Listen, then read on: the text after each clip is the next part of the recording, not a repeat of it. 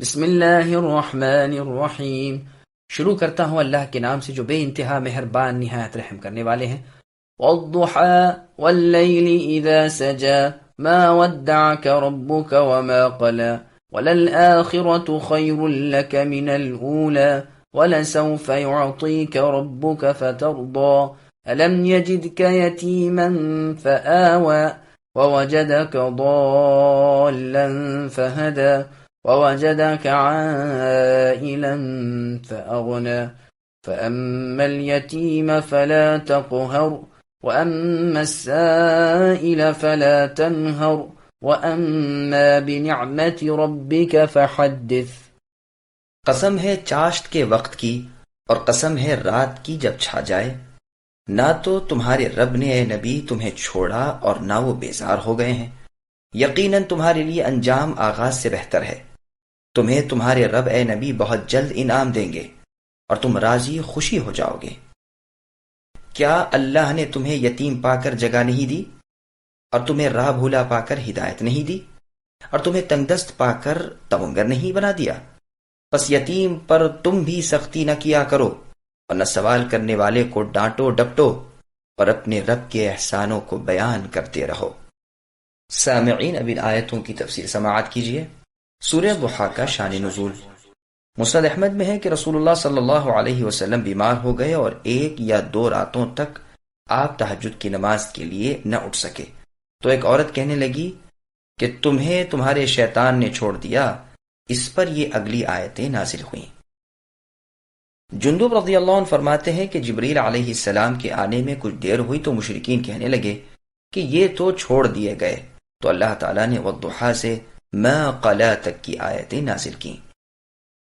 اور روایت میں ہے کہ رسول اللہ صلی اللہ علیہ وسلم کی انگلی پر پتھر مارا گیا تھا جس میں سے خون نکلا، اور جس پر نبی صلی اللہ علیہ وسلم نے فرمایا هل انت الا اصبع دمیت وفی سبیل اللہ ما لاقیت، یعنی تو صرف ایک انگلی ہے اور اللہ کی راہ میں تجھے یہ زخم لگا ہے۔ طبیعت کچھ ناساز ہو جانے کی وجہ سے 2-3 رات آپ بیدار نہ ہوئے، جس پر اس عورت نے وہ ناشائستہ الفاظ نکالے اور یہ آیتیں نازل ہوئیں۔ کہا گیا ہے کہ یہ عورت ابو لہب کی بیوی ام جمیل تھی، اس پر اللہ کی مار ہو۔ نبی صلی اللہ علیہ وسلم کی انگلی کا زخمی ہونا اور اس موضوع کلام کا بے ساختہ زبان مبارک سے ادا ہونا تو بخاری و مسلم میں بھی ثابت ہے، لیکن ترک قیام کا سبب اسے بتانا اور اس پر ان آیتوں کا نازل ہونا، یہ بڑی عجیب بات ہے۔ ابن اسحاق رحمہ اللہ اور بعض اور سلف نے فرمایا ہے کہ جب جبریل علیہ السلام اپنی اصلی صورت میں ظاہر ہوئے تھے اور بہت ہی قریب ہو گئے تھے، اس وقت اسی صورت کی وحی نازل فرمائی تھی۔ ابن عباس رضی اللہ عنہما کا بیان ہے کہ وحی کے رک جانے کی بنا پر مشرکین کے اس ناپاک قول کے رد میں یہ آیتیں اتریں۔ یہاں اللہ تعالیٰ نے دھوپ چڑھنے کے وقت کی، دن کی روشنی اور رات کے سکون اور اندھیرے کی قسم کھائی، جو قدرت قادر اور خلق خالق کی صاف دلیل ہے۔ جیسے اور جگہ اللہ نے فرمایا واللیل اذا یغشا والنہار اذا تجلی، ایک اور جگہ فرمایا فالق الاصباح الى آخر الآیہ۔ مطلب یہ ہے کہ اپنی اس قدرت کا یہاں بھی اللہ نے بیان کیا ہے۔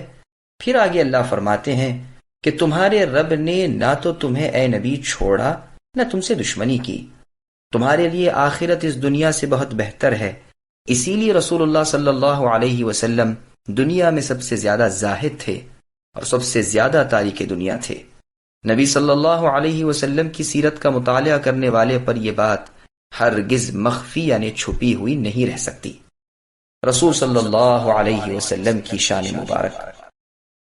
مسند احمد میں ہے کہ عبداللہ بن مسعود رضی اللہ عنہ فرماتے ہیں کہ رسول اللہ صلی اللہ علیہ وسلم بوریے پر سوئے، جسم مبارک پر بوریے کے نشان پڑ گئے۔ جب بیدار ہوئے تو میں آپ کی کروٹ پر ہاتھ پھیرنے لگا اور کہا اے اللہ کے رسول، ہمیں کیوں اجازت نہیں دیتے کہ اس بوریے پر کچھ بچھا دیا کریں؟ رسول اللہ نے فرمایا مجھے دنیا سے کیا واسطہ ہے، میں کہاں دنیا کہاں، میری اور دنیا کی مثال تو اس راہ رو سوار کی طرح ہے جو کسی درخت تلے ذرا سی دیر ٹھہر جائے پھر اسے چھوڑ کر چل دے۔ یہ حدیث ترمذی میں بھی ہے اور حسن ہے۔ پھر آگے اللہ نے فرمایا تمہارے رب نے اے نبی تمہیں آخرت میں تمہاری امت کے بارے میں اس قدر نعمتیں دیں گے کہ تم خوش ہو جاؤ گے، ان کی بڑی تکریم ہوگی، اور آپ صلی اللہ علیہ وسلم کو خاص کر کے حوض کوثر عطا فرمایا جائے گا، جس کے کنارے پر کھوکھلے موتی کے خیمے ہوں گے، جس کی مٹی خالص مشک ہوگی۔ یہ حدیثیں عنقریب آ رہی ہیں انشاءاللہ تعالی۔ طبری کی تفسیر میں ابن عباس رضی اللہ عنہما سے روایت ہے کہ جو خزانے نبی صلی اللہ علیہ وسلم کی امت کو ملنے والے تھے وہ ایک ایک کر کے نبی پر ظاہر کیے گئے۔ آپ بہت خوش ہوئے، اس پر یہ آیت اتری۔ جنت میں 1000 محل آپ کو دیے گئے، ہر محل میں پاک بیویاں اور بہترین خادم ہیں۔ ابن عباس رضی اللہ عنہما تک اس روایت کی سند صحیح ہے، اور بظاہر ایسی بات بغیر رسول صلی اللہ علیہ وسلم سے سنے روایت نہیں ہو سکتی۔ ابن عباس رضی اللہ عنہما فرماتے ہیں رسول اللہ صلی اللہ علیہ وسلم کی رضامندی میں سے یہ بھی ہے کہ نبی صلی اللہ علیہ وسلم کے اہل بیت میں سے کوئی دوزخ میں نہ جائے۔ حسن رحمت اللہ علیہ فرماتے ہیں اس سے مراد نبی کی شفاعت ہے۔ پھر اللہ تعالیٰ اپنی نعمتیں جتاتے ہیں۔ پہلی نعمت یہ بیان فرمائی کہ نبی صلی اللہ علیہ وسلم کی یتیمی کی حالت میں اللہ تبارک و تعالی نے آپ کا بچاؤ کیا اور آپ کی حفاظت کی اور پرورش کی اور جگہ عنایت فرمائی۔ نبی صلی اللہ علیہ وسلم کے والد کا انتقال تو آپ کی پیدائش سے پہلے ہی ہو چکا تھا، بعض کہتے ہیں کہ ولادت کے بعد ہوا۔ 6 سال کی عمر میں والدہ صاحبہ آمنہ کا بھی انتقال ہو گیا۔ اب نبی صلی اللہ علیہ وسلم دادا کی کفالت میں تھے، لیکن جب 8 سال کی آپ کی عمر ہوئی تو دادا کا سایہ بھی اٹھ گیا۔ اب آپ اپنے چچا ابو طالب کی پرورش میں آئے۔ ابو طالب آپ کی نگرانی اور امداد میں رہے، آپ کی پوری توقیر و عزت کرتے اور قوم کی مخالفت کے چڑھتے طوفان کو روکتے رہتے تھے، اور اپنے نفس کو بطور ڈھال کے پیش کر دیا کرتے تھے، کیونکہ 40 سال کی عمر میں نبی صلی اللہ علیہ وسلم کو نبوت مل چکی تھی، اور قریش سخت تر مخالف بلکہ دشمن جان ہو گئے تھے۔ ابو طالب باوجود بت پرست مشرک ہونے کے نبی صلی اللہ علیہ وسلم کا ساتھ دیتا تھا اور مخالفین سے لڑتا بھڑتا رہتا تھا۔ یہ تھی اللہ کی جانب سے حسن تدبیر کہ آپ کی یتیمی کے ایام اس طرح گزارے اور مخالفین سے آپ کی خدمت اسی طرح لی، یہاں تک کہ ہجرت سے کچھ پہلے ابو طالب بھی فوت ہو گئے۔ اب صفہاء و جہلائے قریش اٹھ کھڑے ہوئے تو اللہ رب العالمین نے آپ کو مدینہ کی طرف ہجرت کرنے کی رخصت عطا فرمائی، اور اوس اور خزرج جیسی قوموں کو آپ کا انصار بنا دیا۔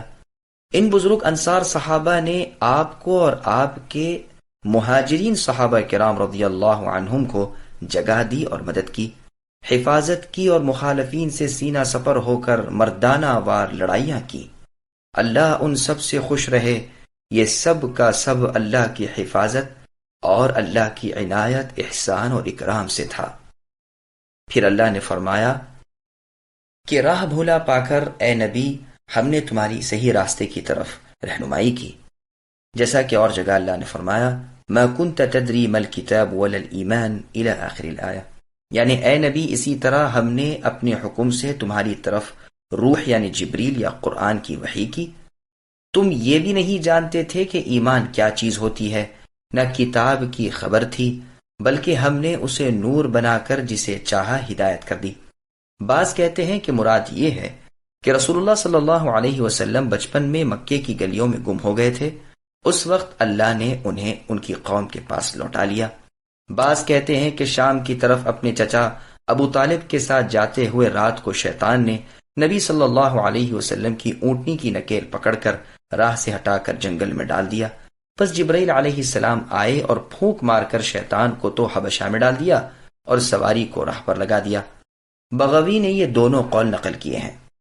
پھر فرماتے ہیں کہ بال بچوں والا ہوتے ہوئے اے نبی تنگ دست پا کر ہم نے آپ کو غنی کر دیا، پس فقیر صابر اور غنی شاکر ہونے کے درجات نبی صلی اللہ علیہ وسلم کو مل گئے، صلوات اللہ وسلامہ علیہ۔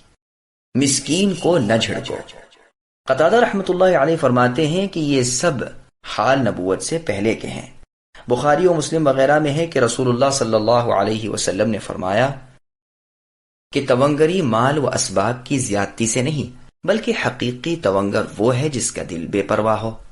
صحیح مسلم میں ہے اس نے فلاح پالی جسے اسلام نصیب ہوا اور جو کافی ہو جائے اتنا رزق بھی ملا اور اللہ کے دیے ہوئے پر قناعت کی توفیق ملی۔ پھر اللہ فرماتے ہیں کہ اے نبی یتیم کو حقیر خیال نہ کیجیے، نہ ڈانٹ ڈپٹ کریں، بلکہ اس کے ساتھ احسان و سلوک کیجیے اور اپنی یتیمی کو نہ بھولیے۔ قتادہ رحمۃ اللہ علیہ فرماتے ہیں کہ یتیم کے لیے ایسا ہو جانا چاہیے جیسے سگا باپ اپنی اولاد پر مہربان ہوتا ہے۔ سائل کو نہ جھڑک، جس طرح تم بے راہ تھے اور اللہ نے ہدایت دی تو اب جو تم سے علمی باتیں پوچھے صحیح راستے دریافت کرے تو تم اے نبی اسے ڈانٹ ڈپٹ نہ کرو۔ غریب مسکین ضعیف بندوں پر تکبر تجبر نہ کرو، انہیں ڈانٹو ڈپٹو نہیں، برا بھلا نہ کہو، سخت سست نہ بولو، اگر مسکین کو کچھ نہ دے سکو تو بھی بھلا اور اچھا جواب دو، نرمی اور رحم کے ساتھ لوٹا دو۔ پھر فرمایا کہ اپنے رب کی نعمتیں بیان کرتے رہو، یعنی جس طرح تمہاری فقیری میں اے نبی ہم نے تمہیں تونگری سے بدل دیا، تم بھی ہماری ان نعمتوں کو بیان کرتے رہو۔